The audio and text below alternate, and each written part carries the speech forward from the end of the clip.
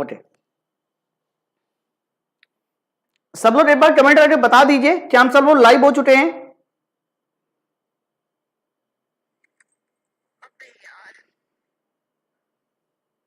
अच्छा, एक बात है कि अब YouTube में जैसे ही आप खोलो तो तुरंत प्रचार आ जाता है कि नहीं? चलिए, और पता नहीं अब इतना ज्यादा प्रचार भी आता है लेकिन फिर भी बहुत ज्यादा YouTube से इनकम नहीं हो पाती। चलिए, ओके, तो आ गए भाई सब लोग। चलिए, तो जैसा कि आपको पता है कि आप लोग थंबनेल में देख पा रहे होंगे, मैं 25 साइंस के जबरदस्त क्वेश्चन लेके आया हूं। और ये जबरदस्त क्वेश्चन इसलिए है क्योंकि हर एक क्वेश्चन एक ऐसा क्वेश्चन है कि जो आपका जब जब शिफ्ट में आया है, किसी शिफ्ट में आया तो वाली शिफ्ट में वो क्वेश्चन बहुत कम लोगों से बना है। मतलब ये 25 क्वेश्चन ना वो 25 क्वेश्चन होते हैं जिसको लगभग 10% लोग ही सही कर पाते हैं। ओके, तो सिर्फ 10% ही लोग सही कर पाए, ये वो मैं 25 क्वेश्चन लेके आता हूं ताकि आप उन क्वेश्चन को पढ़ लो जो क्वेश्चन आपके एग्जाम में गलत हो सकते हैं या फिर बन नहीं सकते, है ना। अच्छा, ये सारे के सारे प्रश्न जितने भी अभी तक शिफ्ट हुए हैं उन सभी शिफ्टों को आधार मानते हुए बनाए गए। मतलब इन्हीं के आधार पर आप कह सकते हो हमारे क्वेश्चन आगे भी फंसेंगे। और हुबली जोन वालों के लिए तो बड़ा स्पेशल है। चलिए, तो आप सब लोग तैयार हो भाई? क्योंकि मेरी आदत हमेशा से रही है, आपको पता है कि क्वेश्चन के साथ साथ हम लोग अपने कॉन्सेप्ट पे भी नजर बनाए रखेंगे, है ना। चलिए, तो बहुत सारे लोग आ चुके हैं, मैं शुरू करता हूं आज का पहला क्वेश्चन। जल्दी से मुझे बताइए इस पहले क्वेश्चन का करेक्ट उत्तर क्या होना चाहिए, फटाफट जल्दी पढ़िए, बताइए। सर मेरा एग्जाम हुबली से। हाँ, मैं अभी हुबली जोन के लिए कुछ टॉपिक आपको बताने वाला हूं स्पेशली, ताकि आप लोगों को ये पता रहे कि हाँ कौन कौन से टॉपिक तुम्हें साइंस के पढ़ने चाहिए। ठीक है, निम्नलिखित में कौन सा तत्व छठे आवर्त में होता है? ठीक है, एक बात मुझे बताइए, आप इन सबकी अगर परमाणु संख्याएं पता है तो आप बड़े आराम से बता सकते हो। जैसे रुबिडियम की तो मैंने कल परमाणु संख्या आपको याद बिठा दी थी 37, सल्फर की परमाणु संख्या 16, गोल्ड की परमाणु संख्या होती है 79। अगर मैं पूछूं कि भैया गोल्ड की परमाणु संख्या कितनी होती है? 79, और थोरियम की 90। आप मुझे बताइए इनमें से वो कौन सा तत्व होगा जो छठे आवर्त में आएगा? तो मैं हर बार बताता हूं, फिर से एक बार सुन लीजिए। अगर बात छठे आवर्त की करते हैं कि छठे आवर्त में बताइए कहां से कहां तक तत्व आता है, तो आपको बताना है कि छठे आवर्त में जो आएगा वो 55 से लेके 86 तक, 55 से लेके 86 तक के जितने भी तत्व हुए वो हमारे छठे आवर्त में आते हैं। फिर 87 से लेके 118 ये दोबारा आ जाता है 7वें आवर्त में। बोलो भाई, बात सबको क्लियर है कि नहीं क्लियर है? तो उन्होंने बोला है कि वह आप तत्व बताइए जो छठे आवर्त में आता है। इसलिए इसका जो सही आंसर जाएगा छठे आवर्त के साथ, जो सही उत्तर जाएगा वो जाएगा ऑप्शन नंबर सी के साथ। हाँ, गोल्ड। ओके, चलो अगला क्वेश्चन देखिए, बताइए। ये लीजिए, फटाफट जल्दी से इसको पढ़िए। और मेंडल के नियम पूछे जा रहे हैं, इसलिए मैं मेंडल के नियम पे एक दो सवाल जरूर लेके आता हूं, है ना। चलिए, पहले आप मुझे बताइए पृथक्करण के नियम में F2 पीढ़ी में कितने प्रतिशत बौने पौधे प्राप्त हुए? आंसर बताओ, आंसर बताइए। और इसको समझने की जरूरत है भैया। देखो, मेंडल का जो पहला नियम था ना, पहला नियम इसे बोला जाता है प्रभाविता का नियम। पहले नियम को बोला जाता है प्रभाविता का नियम, और इसी में बनी थी आपकी F1 पीढ़ी, है ना। अगर आपको याद हो तो F1 पीढ़ी में क्या हुआ था कि जो हमारे शुद्ध लंबे पौधे थे और कह सकते हो शुद्ध बौने पौधे, तो जब इनका क्रॉस ट्राया गया तो क्रॉस ट्राने के बाद कैपिटल टी और स्मॉल टी, है ना, तो यहां से संकर पौधे प्राप्त हुए। लेकिन ये जो संकर प्लांट थे ना, इनमें कैपिटल टी और स्मॉल टी में डोमिनेंट जो था वो कैपिटल टी था, है ना। तो इसी को बोला जाता है प्रभाविता का नियम। ओके, लेकिन जब F2 पीढ़ी आई, पृथक्करण का नियम, तो F2 पीढ़ी में क्या किया गया? F2 पीढ़ी में क्या किया गया कि शुद्ध लंबे प्लांट, शुद्ध लंबे प्लांट और ये जो संकर प्लांट है, इन दोनों का आपस में क्रॉस ट्राया गया, इन दोनों का आपस में क्रॉस ट्राया गया। अब देखो, जब क्रॉस ट्राया जा रहा है मेरे भाई, तो क्रॉस ट्राने से एक तो कैपिटल टी स्मॉल टी, भाई इसका इसके साथ, फिर इसका इसके साथ, तो कैपिटल टी स्मॉल टी, ध्यान से सुन रहे। फिर इसी तरह से सेम आगे बढ़ा जाएगा तो कैपिटल टी फिर कैपिटल टी स्मॉल टी, देख लो कैपिटल टी, और इसके बाद क्या आ जाएगा कैपिटल टी हमारा किसके साथ जाएगा? स्मॉल टी के साथ। इनका आपस में प्लांट कितने % बौने पौधे प्राप्त हुए? कुछ मिस्टेक हो रही है भाई, सवाल में कुछ मिस्टेक हो रही है, थोड़ा बताइए जरा कहां पर क्या मिस्टेक हो रही है। F2 पीडी में, F2 पीडी में यही वाला क्रॉस ट्राया गया था, है ना। थोड़ा सा मिस्टेक हो रही है F2 पीडी में, ये कैपिटल टी और स्मॉल टी यानी सेंटर वाले प्लांट का क्रॉस बौने पौधे के साथ ट्राया गया था, लंबे पौधे के साथ नहीं, यानी सेंटर प्लांट का क्रॉस बौने पौधे के साथ ट्राया गया था, ये था। ओके, तो देखो कैपिटल टी स्मॉल टी, फिर आ जाएगा कैपिटल टी और स्मॉल टी, फिर आ जाएगा कैपिटल टी स्मॉल टी, और फिर क्या आ जाएगा, तो इसके साथ, ओके, और ये इसके साथ हो गया स्मॉल टी। नहीं भाई कुछ मिस्टेक हो रही है, थोड़ा मिस्टेक हो रही है इसमें, बताइए जरा कौन वाला प्लांट था। कैपिटल टी था। अरे कैपिटल टी, हम कैपिटल टी ले लेते हैं, तो कैपिटल टी और small T, capital T small T, नहीं भाई कहां गलती हो रही है, किसका सेंटर कहा गया था, थोड़ा बताइए जरा। कैपिटल टी स्मॉल टी, तो कैपिटल टी स्मॉल टी और स्मॉल टी का सेंटर कहेंगे, तो यहां से बताइए क्या बनेगा, तो कैपिटल टी स्मॉल टी बनेगा, कैपिटल टी स्मॉल टी बनेगा, स्मॉल टी बनेगा, और कैपिटल टी स्मॉल टी है ना, और इसके बाद ठीक है, तो कैपिटल टी और शुद्ध प्लांट, नहीं भाई कुछ मिस्टेक हो रही है, कैपिटल टी स्मॉल टी, ठीक है, मैं समझ रहा, ठीक है। ओके, तो इसमें देखिए हमारे जो 25% प्लांट है वो हमारे शुद्ध बौने पौधे बनेंगे, तो शुद्ध बौने पौधे बनेंगे 25%, है ना, 50% नहीं, 25% इसका सही उत्तर होगा। चलो अगला क्वेश्चन देखिए, मेंडल के प्रथम नियम को पृथक्करण का नियम कहते हैं। मेंडल का प्रथम नियम पृथक्करण का नियम है, नहीं गलत हो गया, मेंडल का प्रथम नियम तो प्रभाविता का नियम है, देख लो, मेंडल का प्रथम नियम प्रभाविता का नियम है, ये वाला उत्तर सही होगा, बस ये वाला गलत है। पृथक्करण का जो नियम था वो मेंडल का दूसरा नियम था, जिसे बोला जाता है लॉ ऑफ सैचुरेशन, है ना, और प्रभाविता का नियम बोला जाता है लॉ ऑफ डोमिनेंस। ओके, तो इसका जो सही आंसर जाएगा वो ऑप्शन नंबर सी के साथ जाएगा। अगला क्वेश्चन देखिए, बताइए, इसको पढ़ो भाई जल्दी से और बताइए फटाफट इसका आंसर क्या होना चाहिए, फटाफट बताइए। ओके, थोड़ा एक बार सेशन को शेयर भी कर दो भाई, जिन्होंने अभी तक लाइक नहीं किया लाइक भी कर दीजिए। बताइए इसका उत्तर बताओ। बोला जा रहा है दिखाए गए चित्र में ए और बी को पहचानो। अरे थोड़ा सा गौर से देखिए, तो यहां पर बना हुआ है फीमेल रिप्रोडक्टिव सिस्टम। अगर ये तुम्हारा फीमेल रिप्रोडक्टिव सिस्टम है तो आप मुझे बताइए कि ए और बी क्या है। तो थोड़ा गौर से देखिए, तो ए जो दिखाई दिया है वो तुम्हारा ओवरी है ना, ये क्या है, तो कहना ये ओवरी है, ये भी ओवरी है, लेकिन बी इसको दिखाया गया है, देखो बी ये है, तो बच्चा इसे बोला जाता है फैलोपियन ट्यूब, इसे बोला जाता है फैलोपियन ट्यूब। ओके, तो इसका जो सही आंसर जाएगा वो आएगा ऑप्शन नंबर बी के साथ, यानी ओवरी के साथ और फैलोपियन ट्यूब के साथ, ऑप्शन नंबर बी। चलो अगला क्वेश्चन देखिए। चलो, जाइलम फ्लोएम के डायग्राम से देखो प्रश्न आ रहा है, इसलिए डायग्राम से आपको प्रश्न को एकदम रट जाना चाहिए। बताइए जल्दी से इसका करेक्ट उत्तर क्या होना चाहिए, फटाफट पढ़िए।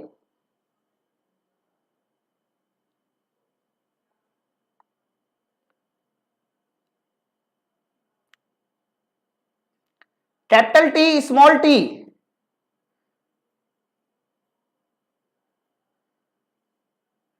हाँ देखो कैपिटल टी और स्मॉल टी, कैपिटल टी और इसका जनरेशन का क्रॉस आएंगे, तो कैपिटल टी उसके बाद कैपिटल टी और इसके बाद मिलेगा ये स्मॉल टी बना देते इसको, फिर कैपिटल टी और फिर बनेगा कैपिटल टी स्मॉल टी।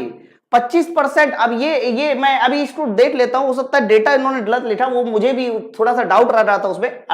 ये वाला सवाल देखिए, ए और बी तो पहचानिए। ये वाला प्रश्न क्या हो सकता है, डेटा मुझे गलत इन्फॉर्म किया गया, मैं एक बार देखता हूं वाले प्रश्न को, है ना। देखो सवाल में देखिए ए की डायरेक्शन थोड़ा ऊपर है और बी में डायरेक्शन देखो ऊपर और नीचे ये है ना। तो मेरे भाई जो ऊपर डायरेक्शन वाले होते हैं वो तुम्हारा जाइलम होता है, क्योंकि आपको पता है कि जाइलम एक ऐसा प्लांट टिश्यू होता है जिसकी डायरेक्शन ऊपर की ओर होती है, पानी का फ्लूट आता है, पानी और मिनरल्स, है ना। जबकि इसमें ये कह सकते हो ये ऊपर और नीचे दोनों ओर होती है फ्लोयम, भोजन का फ्लूट आता है ना। तो ए का आंसर जाएगा जाइलम के साथ और बी का आंसर जाएगा फ्लोयम के साथ। मैं एक चीज और बता दूं, जाइलम जो होता है, फ्लोयम जो होता है, इन दोनों को मिलाकर हम लोग वस्कुलर टिश्यू कहते हैं, वस्कुलर टिश्यू। अब वस्कुलर टिश्यू का मतलब होता है संवहनी ऊतक। ओके, तो आंसर इसका ऑप्शन नंबर ए के साथ जाएगा। नेक्स्ट क्वेश्चन देखिए, बताइए, सवाल को जल्दी से पढ़िए। और देखो इस तरह के सवाल, विद्युत परपथ वाले सवाल बहुत पूछे जा रहे हैं, है ना। फटाफट जल्दी से पढ़िए और बताइए इसका आंसर क्या होना चाहिए। यदि किसी विद्युत परपथ में वोल्टेज का मान 10% और धारा का मान 20% बढ़ा दिया जाए। देखो सवाल बोला गया है कि आपने जो वोल्टेज है ना उसको 10% बढ़ाया और धारा का जो मान है, आई का जो मान है सर उसे बढ़ाया है 20%। तो आप मुझे बताइए आपका शक्ति यानी पावर कितने प्रतिशत बढ़ जाएगी, बताइए जल्दी से उत्तर बताओ, पावर कितने प्रतिशत बढ़ जाएगी। तो मेरे भाई आप सीधा सीधा कह सकते हैं पावर होता है V इंटू आई, होता है ना। तो दोनों का मल्टीप्लाई ही तो है, दोनों का मल्टीप्लाई तो है। तो आप लोग ऐसे सवालों को डायरेक्ट या तो ए बी फॉर्मूले से लगा लो या फिर अपना बेसिक कॉन्सेप्ट लगा लीजिए, है ना। आप सुनो कैसे, तो ए बी फॉर्मूले से लगाया जाएगा तो 10 + 20 ए + बी और इंटू हो जाएगा ए इंटू बी बटे 100, यही तो होता है ए बी फॉर्मूला। और ए बी फॉर्मूला तब लगता है जब पावर 2 हो, जैसे कि पावर यहां 8 है, यहां 8, तो 8 + 1 2, 10 + 10 ये हो जाएगा। तो फाइनली देखिए जो उत्तर आ जाएगा तुम्हारा वो आंसर आ जाएगा 32%। 32%, इसका मतलब आपका जो हीट है वो 32% बढ़ जाएगी। ओके, तो आंसर जाएगा ऑप्शन नंबर सी के साथ। नेक्स्ट क्वेश्चन देखिए, अगला क्वेश्चन देखिए, बताइए, सवाल जल्दी से पढ़िए और बताइए इसका आंसर क्या होना चाहिए, बड़े ध्यान से सुनना ना भाई। पहला नियम है प्रभाविता का नियम, जिसमें पता चलता है कि हाँ कैपिटल टी का प्रभाव आ रहा है स्मॉल टी। दूसरा नियम होता है पृथक्करण का नियम, ठीक है। चलिए, यदि दो बराबर प्रतिरोध समांतर में लगे हैं, बहुत अच्छे से पढ़ना है वाला सवाल को। बोला जा रहा है कि दो बराबर रेजिस्टेंस देखिए समांतर में लगे हैं, ऐसे लगे, और बराबर रेजिस्टेंस लिए मैंने दोनों को आर और आर मान लिया। फिर बोला जा रहा है इसके कॉम्बिनेशन को एक नए प्रतिरोध के साथ श्रेणी में लगा दिया जाता है। देखो परिणामी प्रतिरोध 3.5 पता चलता है, इन दोनों का, इन तीनों का परिणामी प्रतिरोध 3.5 है। यदि श्रेणी में जोड़ा गया प्रतिरोध 8 ओम, यानी यहां पर जो प्रतिरोध जोड़ा गया है बच्चा वो तुम्हारा देखिए कितना ओम बोला जा रहा है, 8 ओम, 8 ओम। तो बोला जा रहा है समांतर में जोड़े गए प्रतिरोध का मान क्या होगा, यानी ये आर का मान तुमसे पूछा जा रहा है कि बताइए आर का मान क्या होगा।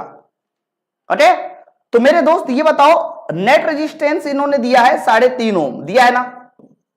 अगर नेट रेजिस्टेंस 3.5 है तो इसका मतलब ये हुआ कि अगर ये R और R का समांतर R/2, तो R/2 + 1 = 3.5 आएगा। देख लो, तो फटाफट ये बताइए यहां से R कितना निकलेगा।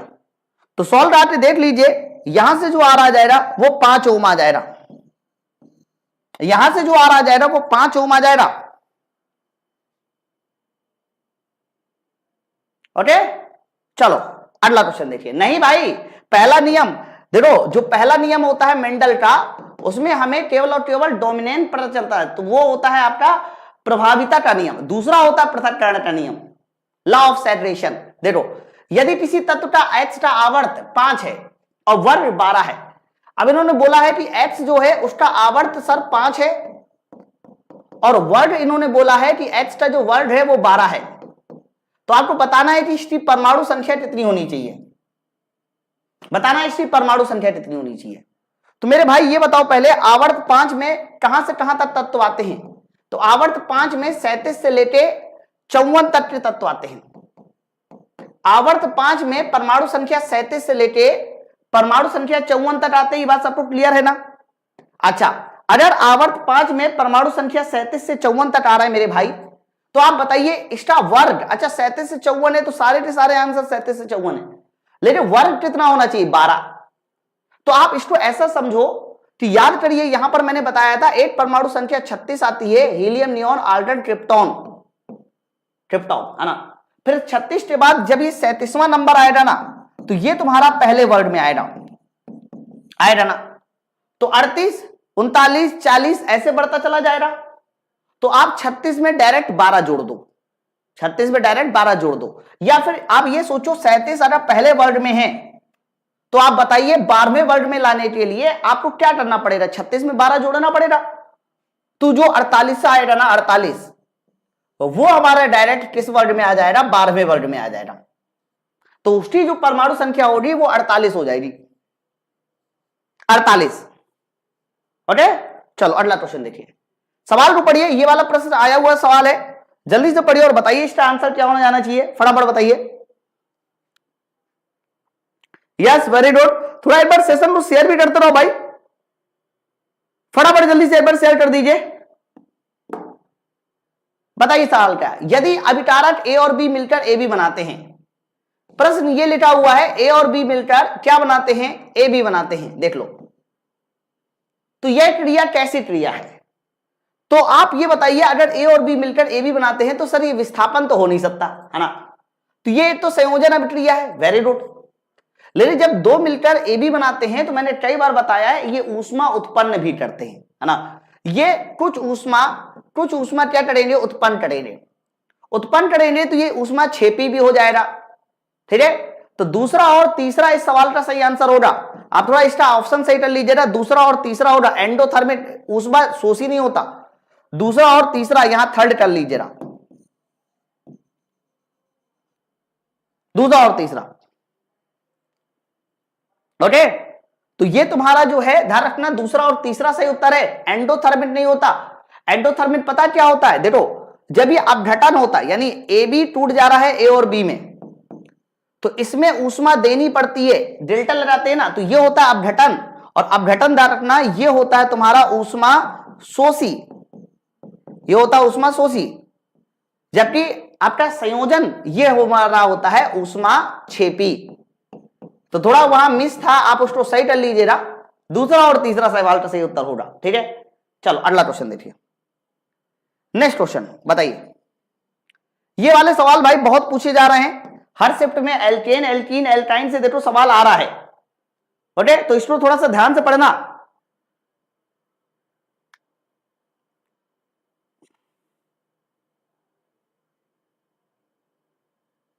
बताइए, आंसर दीजिए। तो सवाल लिखा हुआ है यदि अणुसूत्र C3H6, आप जरा गौर से देखिए, अणुसूत्र है C3H6, अरा आप ये देखिए ये 3 का जस्ट 6 यानी डबल है, तो फॉर्मूला बन रहा है CnH2n का, बताइए बन रहा है ना। और CnH2n क्या होता है, तो कह देना ये तुम्हारा होता है एल्कीन, ये तुम्हारा होता है एल्कीन। देखिए तो आंसर ऑप्शन नंबर बी के साथ जाएगा, एल्कीन के साथ जाएगा।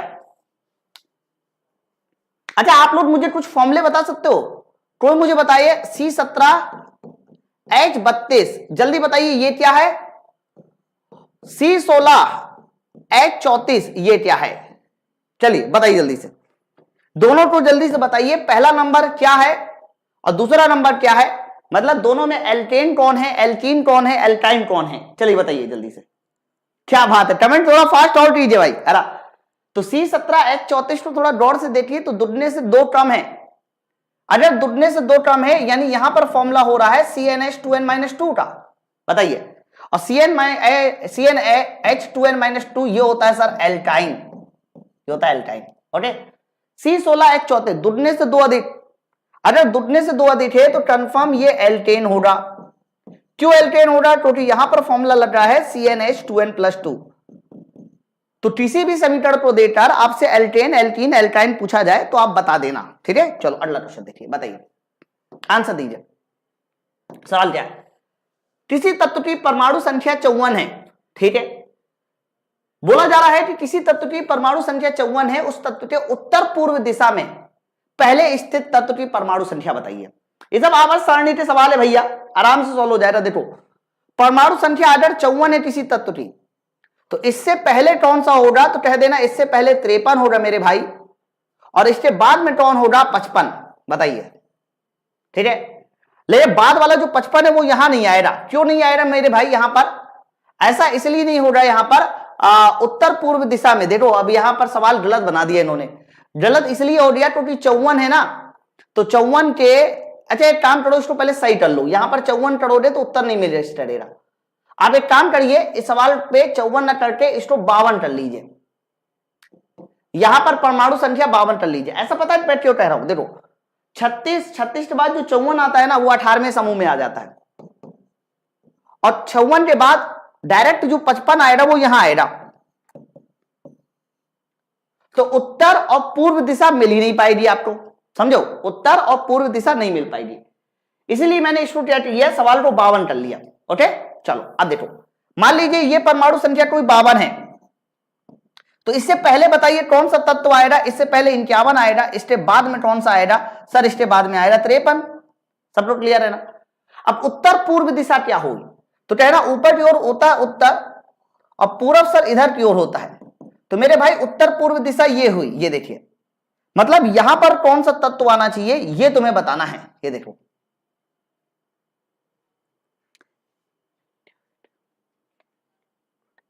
रंजीत कह रहे सर मेरा आज एग्जाम था, आपकी रीडिंग किया हुआ मिल गया, आपके चरणों में कोटि कोटि। अरे बहुत बहुत धन्यवाद रंजीत। कैसा आया था पेपर, थोड़ा मुझे बता दो जरा।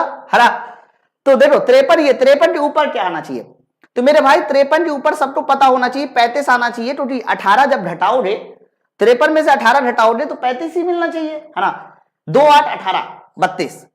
तो इसका मतलब ये हुआ कि इसके जो उत्तर पूर्व दिशा में तत्व आएगा उसकी परमाणु संख्या 35 हो रही है ना। तो आप इसके आंसर भी सही कर लीजिएगा, आप इसका सही आंसर 35 लगा लेना। ओके, अब आज क्वेश्चन बड़े डेटा सही करके नहीं बनाया हुआ है। हाँ ब्रोमीन होता है, बिल्कुल 35 ब्रोमीन होता है।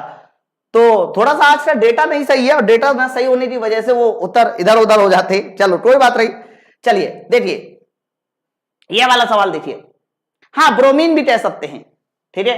बताओ, किसी वस्तु का 2 गुना आवर्धित और वास्तविक प्रतिबिंब। देखो 2 गुना मतलब m बराबर 2, और वास्तविक प्रतिबिंब मैंने कई बार बताया है, वास्तविक प्रतिबिंब मेरे भाई होता है उल्टा, और उल्टा का मतलब -2, ये m बराबर -2, ठीक है। प्राप्त करने के लिए अवतल दर्पण के सामने रखा गया है। यदि दर्पण की त्रिज्या 40 सेंटीमीटर, अब देखो त्रिज्या अगर दर्पण की 40 सेंटीमीटर है तो अवतल दर्पण की फोकस दूरी 20 सेंटीमीटर, लेकिन अवतल दर्पण की फोकस दूरी माइनस में लेते हैं, पता है ना सबको। मेरे भाई दर्पण के लिए फॉर्मूला होता है m बराबर -v/u। -v/u लगा दो पहले तो, और जैसे ही -v/u लगाओगे तो माइनस से माइनस कैंसिल हो जाएगा मेरे भाई। तो यहां से बताइए v बराबर कितना हो जाएगा? तो v बराबर हो जाएगा 2u। बस f पता है, v बराबर 2u है। और क्या पूछा है इन्होंने? पूछा है किसी वस्तु का 2 गुना आवर्धित वास्तविक प्रतिबिंब पाने के लिए वस्तु को अवतल दर्पण के सामने कहां रखा जाए। वस्तु को कहां रखा जाए मतलब u तुमसे पूछा जा रहा है। तो फोकस दूरी देखिए, फॉर्मूला होता है 1/f बराबर 1/v प्लस 1/u। तो फोकस दूरी -20, v का मान 2u, u का मान ऐसे ही, तो जोड़ दीजिए तो -10/20, और ये हो जाएगा तुम्हारा, अगर जोड़ा जाएगा तो 3/2u, 3/2u। तो फाइनली ये अगर मैं पूछूं कि बताइए यहां से u का मान कितना निकलेगा, तो बच्चे u का जो मान निकलेगा वो -30 सेंटीमीटर निकलाएगा। हाँ -30, ऑप्शन नंबर बी, ठीक है। चलो अगला क्वेश्चन देखिए। ये वाला सवाल इंपॉर्टेंट है, आया हुआ सवाल है, जल्दी से पढ़िए और बताइए इसका उत्तर क्या होना चाहिए, फटाफट बताइए, ठीक है। थोड़ा एक बार सेशन को शेयर भी करते रहो भाई, और जिन्होंने अभी तक लाइक नहीं किया फटाफट जल्दी से लाइक कर दीजिए।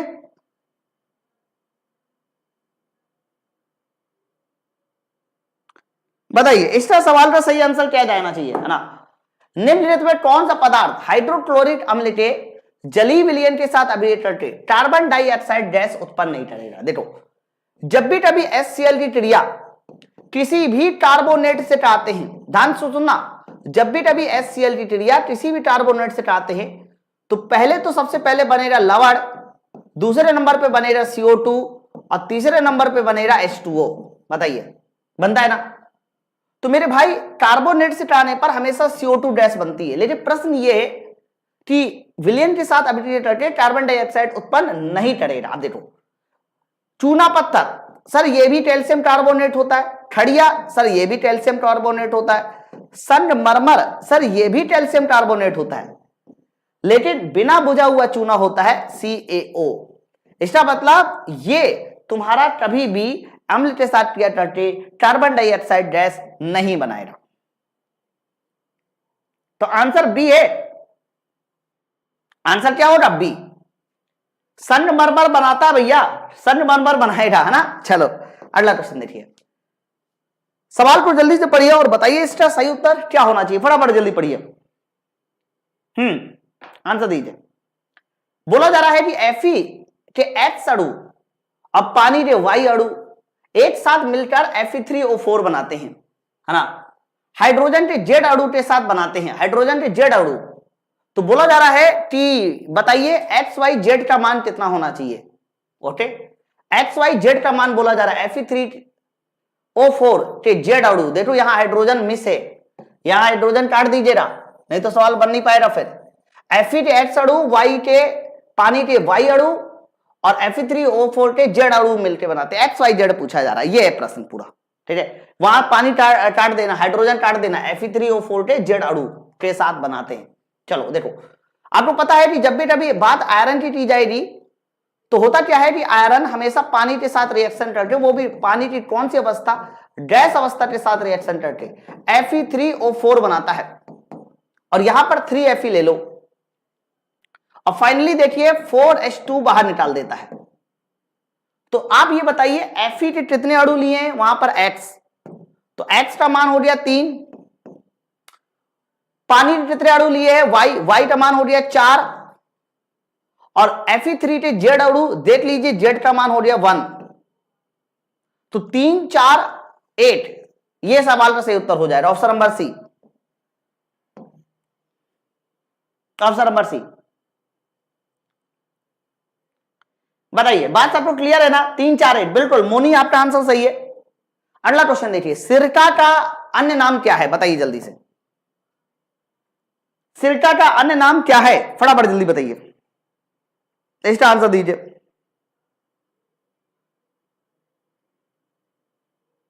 है ना। तो आपको एक बात पता होना चाहिए, जो सिरका होता है ना, जिसे आप विनेगर भी कहते हो, क्या बोलते हैं? विनेगर। तो मैं आपको बता दूं, सिरके में मेनली पाया जाता है acetic acid, CH3COOH, acetic acid. लेकिन अगर कोई पूछे कि बताइए सर एसिटिक एसिड होता क्या है, तो आप सीधा कहना एसिटिक एसिड को हम लोग एथेनोइक एसिड भी कहते हैं। कैसे? पहला कार्बन दूसरा कार्बन, तो ये हो जाएगा मेथ एथ, और मेथ एथ का मतलब हो जाएगा ethanoic acid, ethanoic acid. Okay, चलो अगला क्वेश्चन देखिए, बताइए इसका आंसर दीजिए जल्दी से।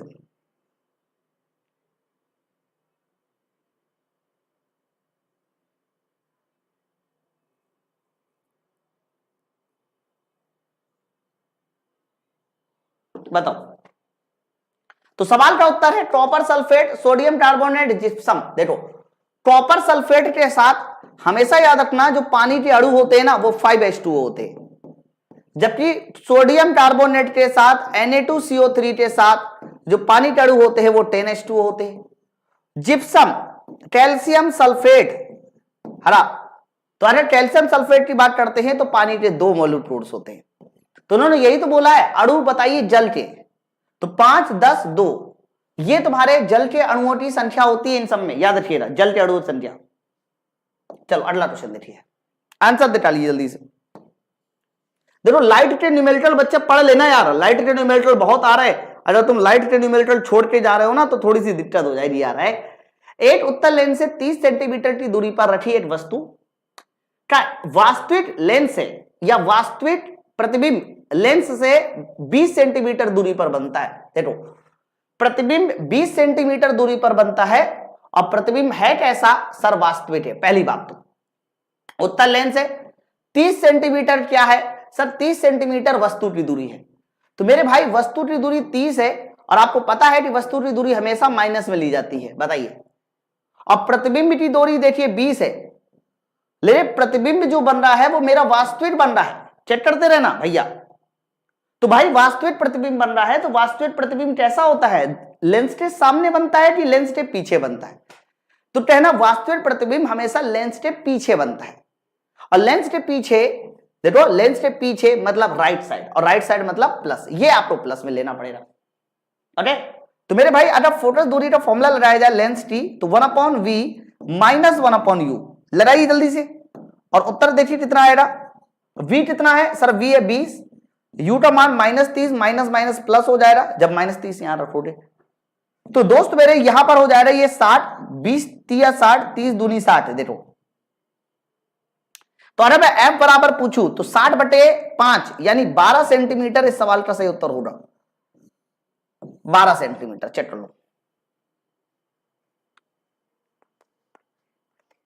आपसे समझ के बुत से पढ़ रहे हैं, अच्छा ठीक है, तो 12 सेंटीमीटर इसका सही आंसर होगा। चलिए ये वाला सवाल देखिए, फटाफट बताइए इसका आंसर। सवाल क्या है? अच्छा, आज किसी का पेपर था क्या? थोड़ा मुझे कमेंट करके बताइए, आज किसी का पेपर था क्या? अगर था तो 2-4 सवाल भेज दो, मैं सॉल्व करा देता हूं, है ना। 3 प्रतिरोध 6, 5, 12 तो इस प्रकार से जोड़ा जा रहा है कि इनमें अलग अलग धारा प्रवाहित होती है, मतलब बहने वाली धारा मेरे भाई अलग अलग है। तो अगर धारा अलग अलग है तो इसका कंफर्म मतलब है कि ये सारे के सारे प्रतिरोध जोड़े गए होंगे समांतर में। तो क्या हो जाएगा, ये 1/6 प्लस 1/15 प्लस 1/12 उल्टा काटे जोड़ दीजिए, लेकिन लास्ट में भी तुम्हें उल्टा कहना पड़ेगा। अरे तो बताइए, अगर मैं एलसीएम ले लूं तो 60 का एलसीएम हो जाएगा 10, 15 चौको 60, 12 पंचे 60। देख लो, लास्ट में भी उल्टा करा दीजिए, क्यों? क्योंकि ये होता है 1/r नेट। तो r नेट बराबर कोई पूछे तो कितना बताना है आपको, 60/19। देख लो, तो 60/19 इस प्रश्न का सही आंसर होगा 60/19, ऑप्शन नंबर बी।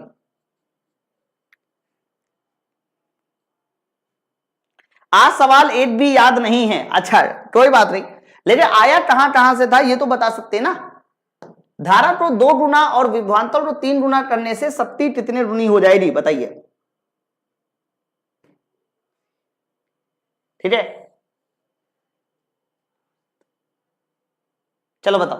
तो अगर आपसे बोला जाए कि भैया शक्ति का फॉर्मूला क्या होता है, तो कहना V × I, लेकिन बोला है धारा को तुमने 2 गुना, शक्ति को वोल्टेज को 3 गुना, तो वोल्टेज देखो 3 गुना किया और धारा तुमने की है 2 गुना। तो फाइनली देखिए जो हमारी पावर हो जाएगी वो कितनी गुनी हो जाएगी सर, पावर जो हो जाएगी वो 6 गुनी हो जाएगी, 6 गुनी। लेकिन मेरे भाई अगर इसी में तुमसे रेजिस्टेंस पूछ लेता, ओके सुंदरम, मैं एक वीडियो ही बना दूंगा, अगर तुमसे रेजिस्टेंस पूछ लेता तो वोल्टेज को बदलने से रेजिस्टेंस कभी नहीं बदलता, इस बात को याद रखना, रेजिस्टेंस कांस्टेंट रहेगा। अगर रेजिस्टेंस पूछा गया होता तो बताइए। अगला क्वेश्चन, मानव में अनिषेचित अंडे होते हैं, बताइए इसका आंसर। थोड़ा सा कंफ्यूजन सवाल है, लेकिन आज आप ढंग से लगाओगे तो इसका आंसर दे लोगे। बताइए, मानव में अनिषेचित अंडे होते हैं, है ना। अनिषेचित मतलब अनफर्टिलाइज्ड। वैसे सबको पता है कि जब भी कभी तुमसे पूछा ये जाता कि बताइए मानव में निषेचित अंडे कौन से होते हैं, निषेचित अंडे का मतलब ये हुआ कि आप बताइए फर्टिलाइज्ड अंडे कौन से होते हैं। तो फर्टिलाइज्ड अंडे दोनों हो सकते हैं, या तो वो XX हो सकता है या तो XY हो सकता है, भाई लड़का होगा या फिर लड़की होगी, है ना। लेकिन उन्होंने अनिषेचित अंडे पूछे हैं। अब बताइए, तो भाई मेरे XX और XY ये तो तब होता ना जब निषेचित हो जाते, लेकिन अगर अनिषेचित अंडों की बात की जाए तो आप कह सकते हो कि जो भी अंडे होते हैं वो फीमेल में होते हैं, पहली बात तो। अब वो अनफर्टिलाइज्ड है, इसका मतलब सीधा सा है कि उसमें केवल और केवल X क्रोमोसोम पाया जाएगा। अब ये डिपेंड करता है कि पिता से X आता है कि Y। अगर पिता से आने वाला इसके साथ X आ जाता है तो लड़की, और पिता से आने वाला अगर Y आ जाता है तो फिर लड़का।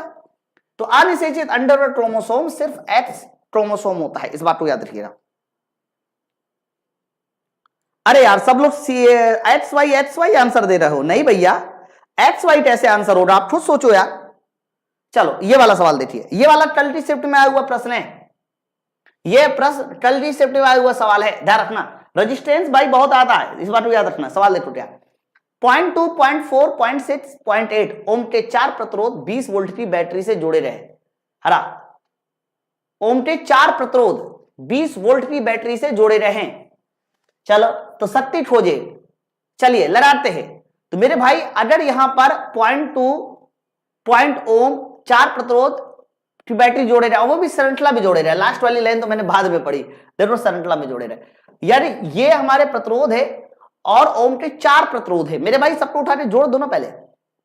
तो जैसे ही जोड़ दिया जाएगा तो ये जोड़ने से कितना हो जाएगा, 8 से 14, 14 4 16, 14 4 18, 2 20। हाँ ठीक है, तो यानी यहां पर जो नेट रेजिस्टेंस आ जाएगा डायरेक्ट जोड़ने से वो 2 ओम आ जाएगा। बैटरी कितनी की है सर, बैटरी है 20 वोल्ट की। अब तुमसे ये बोला जा रहा है कि पहले धारा निकाल लो V/R, तो V/R तो ये हमारा 10 एम्पियर हो जाएगा। पावर कितनी हो जाएगी, पावर का आंसर देखो इस बार भी गलत बनाया इसने आंसर, 20 × 10 V/I, तो पावर हो जाएगी 200 वाट। पता नहीं आज टाइपराइटर को क्या हुआ था, 40 वाट कैसे आंसर आएगा भाई, तो चलो 40 वाट दे रहा है, 40 वाट कैसे आएगा मुझे बताओ जरा, आप मुझे बताइए 40 वाट कैसे आएगा, सब लोग 40 दे रहा है, 200 वाट इसका सही आंसर होगा ना। 0.2, 0.4, 0.6, 0.8 ओम के 4 प्रतिरोध 20 वोल्ट की बैटरी से जोड़े रहे। ये 4 को थोड़ी ना जोड़ना है यार, 4 प्रतिरोध है ना, तो टोटल हमारा 2 ओम आया। और देख लीजिए पूरी कैलकुलेशन एकदम साफ है। तो आप एक काम करना है तो इसमें से एक उत्तर 200 वाट का बना लेना। ये कल का आया हुआ सवाल है। चलो अगला क्वेश्चन देखिए, बताइए भाई। देखो प्लांट टिश्यू से सवाल आ रहा है, मैं आपको बता दूं।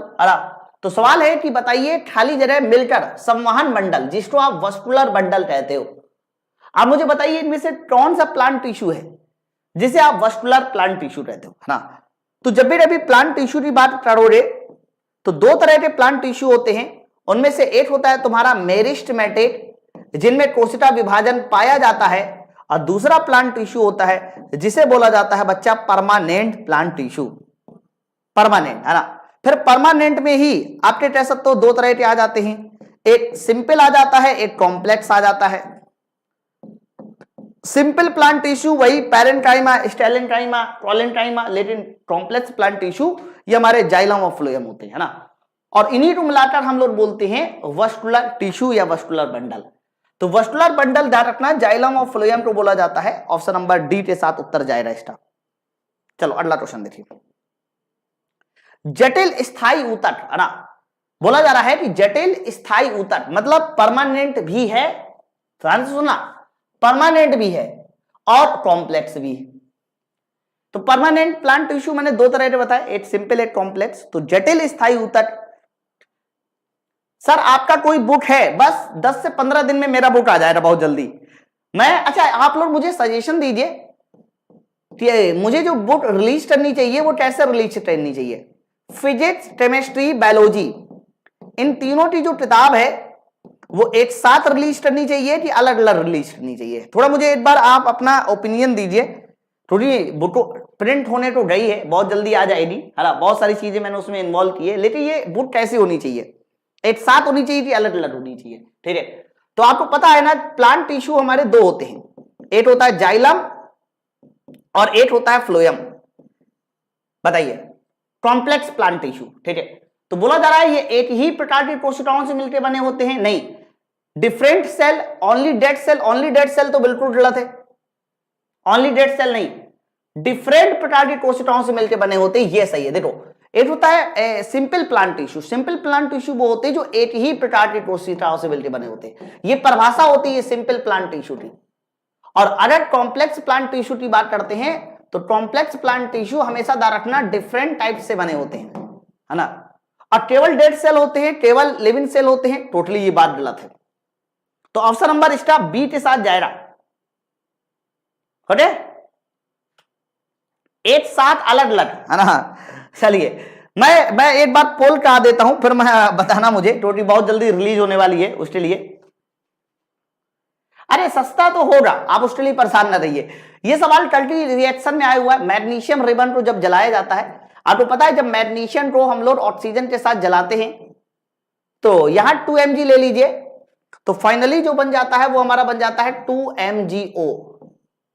याद रखना ये रिएक्शन या तो ऑक्सीडेशन होगा, लेकिन कल की टल्टी, जब ये सवाल आया टल्टी शिफ्ट में, तो प्रश्न में ऑक्सीडेशन हो रहा और एक और हो सकता है कंबस्शन। तो टल्टी शिफ्ट में जब ये प्रश्न आया तो वहां पर ये आंसर दिया हुआ था ऑक्सीडेशन के साथ। अरे ऑक्सीजन जुड़ रहा है ना, और ध्यान रखना मैग्नीशियम जब जलता है तो सफेद धुएं के साथ जलता है बच्चा, सफेद धुएं के साथ, याद रखिए इस बात को। Option number A.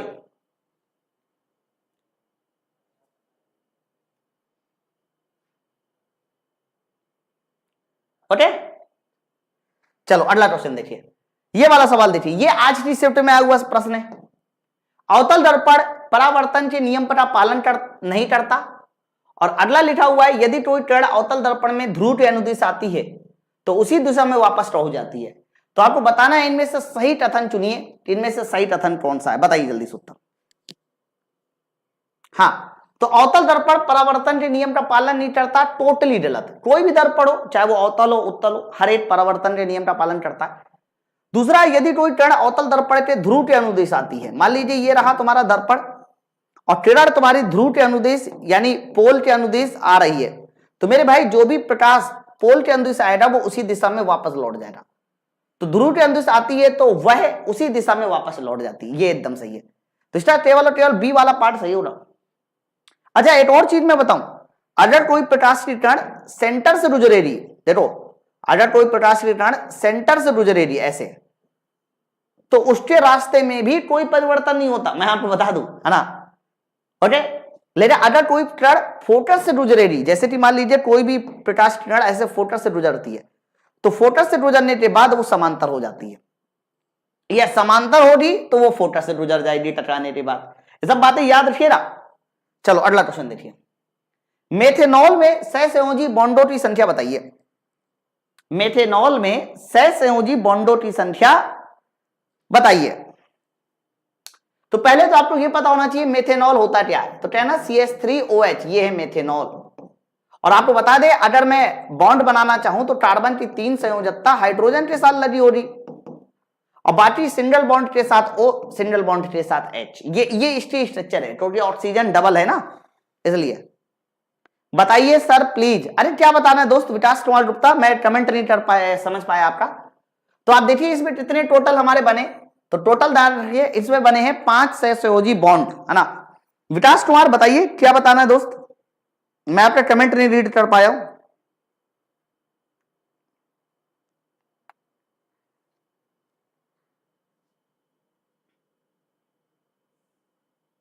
ओके, चलो आगे देखिए, अगला क्वेश्चन आपके सामने, बताइए। ये आज की शिफ्ट में सवाल है, ठीक है, बताइए मीडियम क्या होगा। अच्छा, मीडियम बच्चा दोनों तरह का होगा, हिंदी वाला मीडियम भी होगा और इंग्लिश वाला मीडियम भी होगा, दोनों होगा।